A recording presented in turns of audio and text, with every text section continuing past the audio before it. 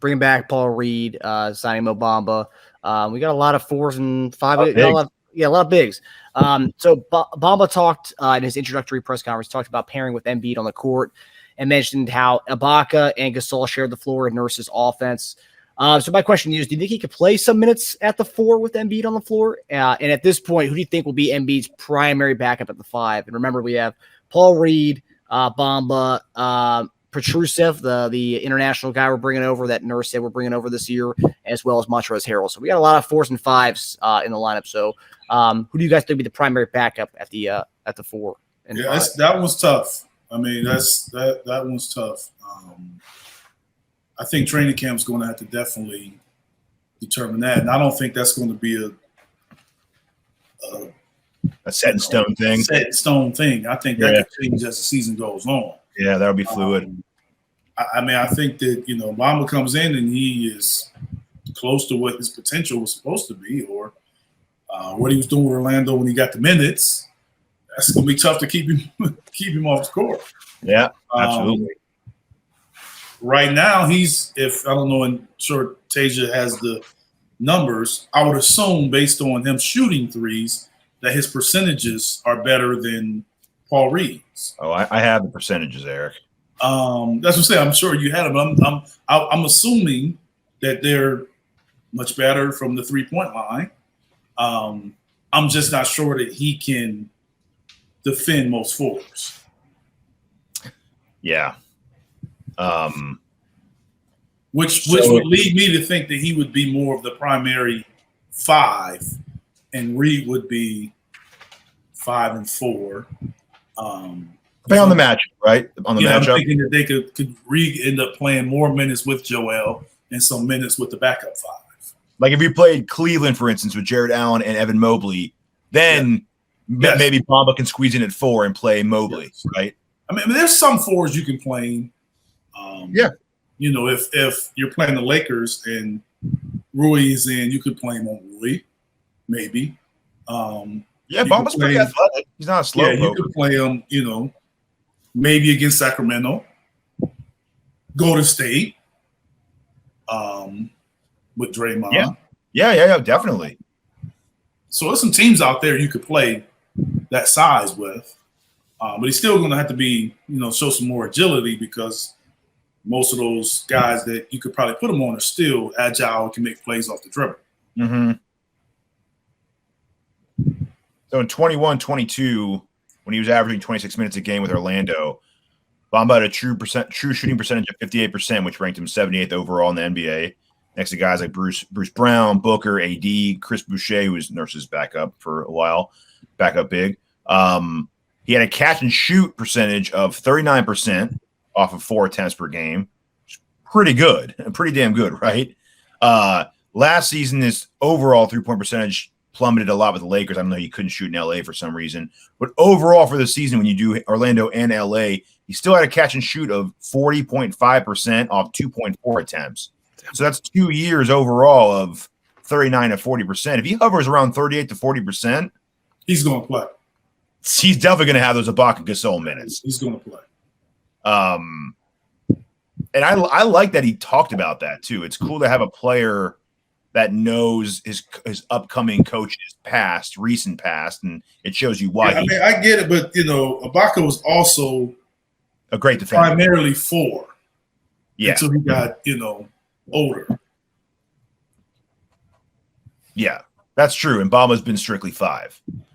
But again, I think if he shoots 38-40% off 3 to 4 attempts a game, I mean, that's great. I think it's a great low risk, high upside deal for us with Bamba. I think I've liked Bamba more and more after hearing him talk and deep diving into his stats. Yeah. It also tells you why. It also tells you why we didn't really hit the Christian Wood market, because we're getting a guy who can shoot it and who can play a bit of defense. And be a backup to Embiid. Yeah. Vet min money. That's 2 years ago, that season I was talking about, when he had like 26 minutes a game and he was shooting 39%. I think he averaged like 11 and 12 and 8 that season. His stock was going up big time. So have a guy like that, and your fortunes can change quickly in the NBA.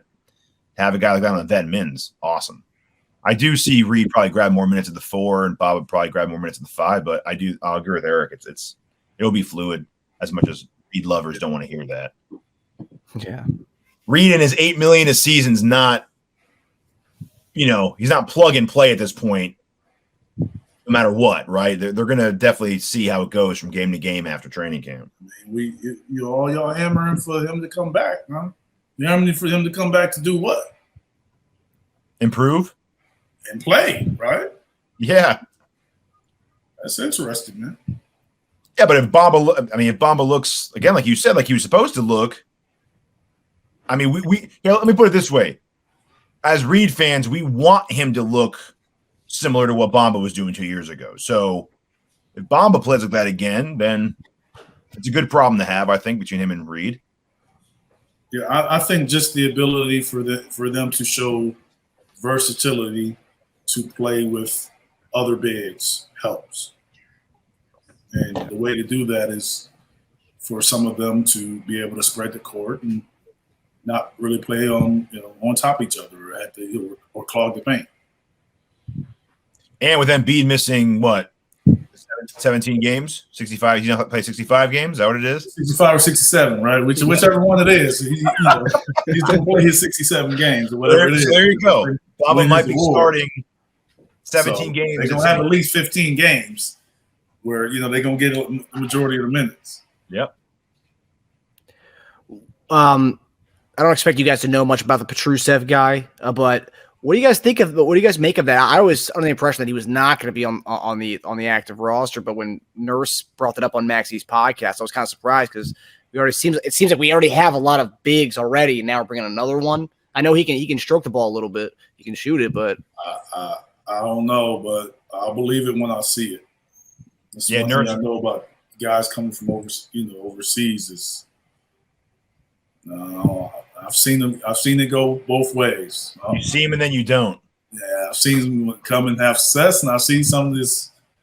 They come and then he's gone, and you didn't see anything in between. So we'll see.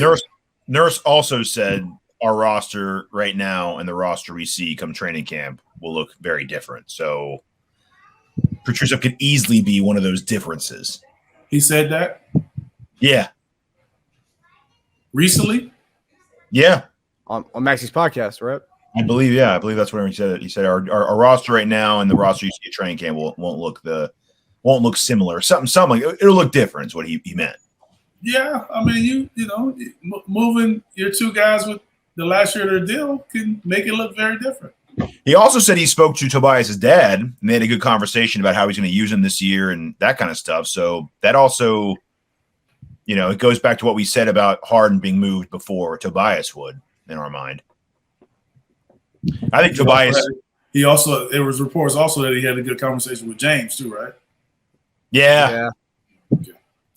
Having a lot of good conversations with people. I'm just asking. I mean, he had all these good conversations, but he's a conversationalist. People were still putting it out that he wanted to be gone, and the Sixers are still putting it out that they're willing to work it out with him.